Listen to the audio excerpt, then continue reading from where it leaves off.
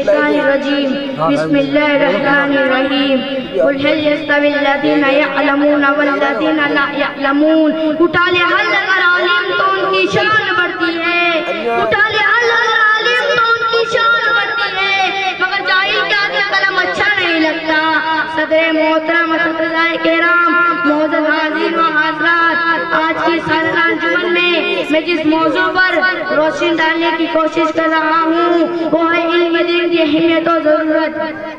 دوستو، وہ کون سی چیز تھی جس نے آدم علیہ السلام کو فرشتوں سے افضل بنا دیا؟ دوستو، وہ کون سی طاقت ہے فرشتوں کو اشرف المخلوقات بنائے ہوئے ہیں؟ یقیناً وہ علم ہے، کسی شاعر نے خوب کہا ہے، علم وہ دولت ہے جو اٹھتی نہیں، علم وہ دولت ہے جو اٹھتی نہیں، خرچ کرنے سے کبھی گھٹتی نہیں۔ دوستو، ہم اگر علم نہیں رکھتے ہم مسلمان نہیں ہو سکتے، مسلمان جاہل اور انپڑھ ہو یہ ہو نہیں سکتا۔ اس لیے ہر مسلمان کو چاہیے جو علم دین حاصل کرے۔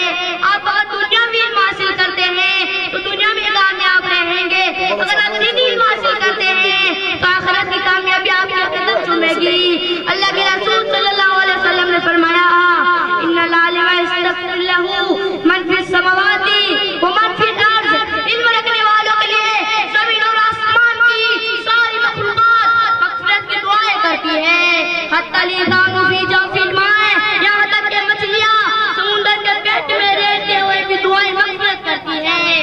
تو ہمیں ضرورت اس بات کی ہے کہ ہم علم دین سیکھنے کے لیے تو لازم بنے، خوب علم حاصل کرے، علم کو فروغ دے، جہالت کو مٹائے۔ آخر میں اللہ تعالیٰ سے دعائیں کہ اللہ تعالیٰ ہم سب کو علم دین سیکھنے کی توفیق عطا فرما۔ ماشاءاللہ، یہ تھے محمد رضوان بن محمد عمران، ام انیسہ بن